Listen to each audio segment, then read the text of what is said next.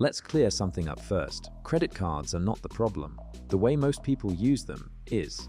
Some people use credit cards for years and never fall into debt. Others swipe the same cards and stay stressed, stuck, and constantly paying interest. The difference isn't income, it's strategy. Credit cards can either quietly build your financial life or slowly damage it without you noticing. And most people don't realize which direction they're heading until it's too late. In this video, I'm not going to tell you to stop using credit cards or be scared of them. That advice doesn't work in the real world. Instead, I'll show you how smart money uses credit cards as a tool, not a trap. How to get the benefits, avoid the debt cycle, and stay in control. If you've ever felt confused about credit cards, this will change how you see them. Why credit cards get a bad reputation. Credit cards don't ruin people. Misunderstanding does. Most people grow up hearing one of two things. Either credit cards are dangerous, or just be responsible. Neither actually explains how they work. So people learn by trial and error, and credit cards are expensive teachers. The truth is simple. Credit cards magnify behavior. If your money habits are weak, they make things worse. If your habits are solid, they quietly work in your favor. That's why some people build strong credit, earn rewards, and stay debt-free, while others feel trapped even though they're using the same cards. You never spend money you don't already have. This is the foundation. Everything else depends on this rule. Smart credit card users treat their card like a delayed debit card. If the money isn't already in their bank account, they don't swipe. Not next paycheck money, not future bonus money. Money that already exists. The moment you use a credit card to buy time, you change the relationship. Interest enters the picture. Stress follows. Credit cards are safest when they're used for convenience, not survival. When you respect this rule, debt becomes optional, not inevitable. Pay the balance in full every single month. This is non-negotiable. Carrying a balance is where credit cards stop being useful and start being expensive.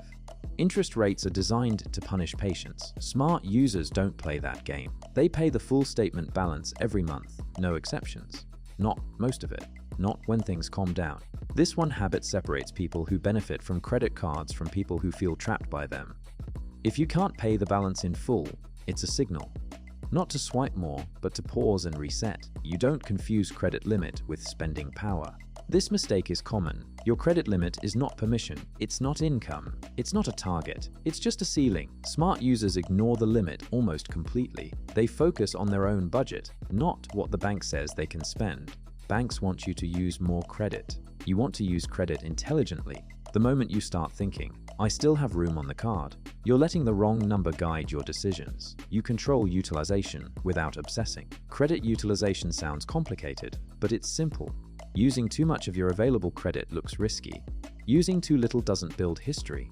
Smart users stay in the middle. They don't max out cards. They don't carry balances either. They spend normally, pay balances off, and let time do the work. No micromanaging, no stress. Consistency matters more than perfection. Good credit isn't built in a month. It's built quietly over years of predictable behavior. Credit cards for predictable expenses. This is a smart shift. Instead of using credit cards for random splurges, smart users use them for expenses they already pay every month. Groceries, fuel, utilities, subscriptions. Why?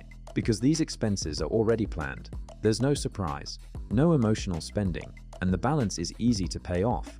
This turns credit cards into tracking tools instead of temptation tools. You see where money goes, earn rewards, and stay in control. You don't let rewards change your behavior. This rule saves people from subtle mistakes. Cashback and points are bonuses, not reasons to spend more. Smart users never buy something just for rewards.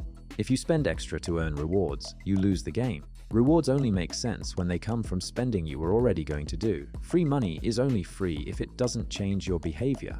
Rule phase 7 EU.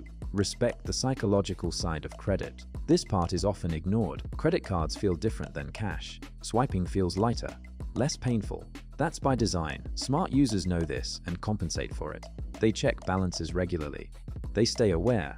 They don't avoid looking at statements. Avoidance is what creates debt. Awareness prevents it. When you stay conscious of spending, credit cards stay neutral tools, not silent traps. Rule line 80, you set one card as your main card. This is a smart move most people overlook. Instead of spreading spending across multiple cards, disciplined users pick one primary card for everyday expenses. Groceries, fuel, bills, normal life. Why does this matter? Because focus creates awareness. When spending is scattered, it's easy to lose track. When it's centralized, patterns become obvious. You see where money goes. You catch problems early. You stay in control. Other cards stay quiet. They build credit history, but they don't invite chaos. More cards don't mean better control. Better structure does. You never use credit cards to fix cash problems.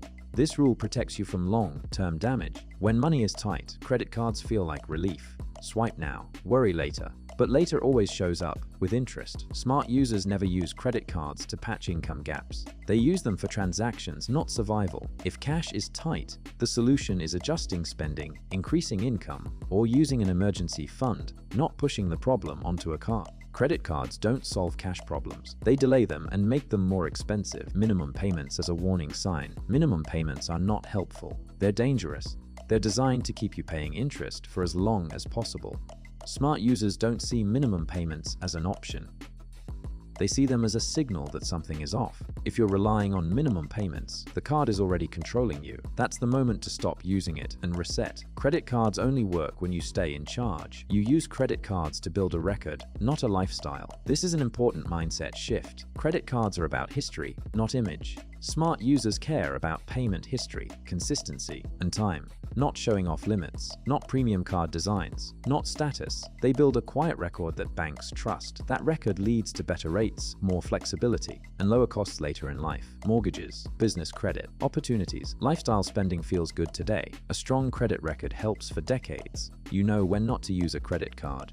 This rule shows maturity. Just because you can use a credit card doesn't mean you should. Smart users avoid credit cards for emotional spending, stress purchases, late-night scrolling buys, impulse decisions. They know that credit amplifies regret. When emotions are high, cash or waiting is safer. Credit cards are best used when decisions are calm and planned. Self-awareness is part of financial intelligence. The pattern smart users follow. If you step back, a pattern appears. Smart credit card users spend intentionally, pay fully, stay aware, keep systems simple. They don't fear credit cards. They don't worship them either. They treat them like tools, nothing more. Debt happens when rules disappear. Control stays when rules stay clear. What credit cards are actually good for? Used correctly, credit cards do three things well. They add convenience. They build credit history. They offer small rewards. That's it. Anything beyond that, status, lifestyle, emotional relief, is where trouble begins. Once you keep expectations realistic, credit cards stop being stressful and start being useful. If this video helped you understand credit cards in a calmer, smarter way, support it with a like. It helps practical finance content reach people who actually need it. Share it with someone who's struggling with credit card stress. And subscribe for more real-world money strategies designed to help you stay in control, avoid debt, and make better financial decisions long-term.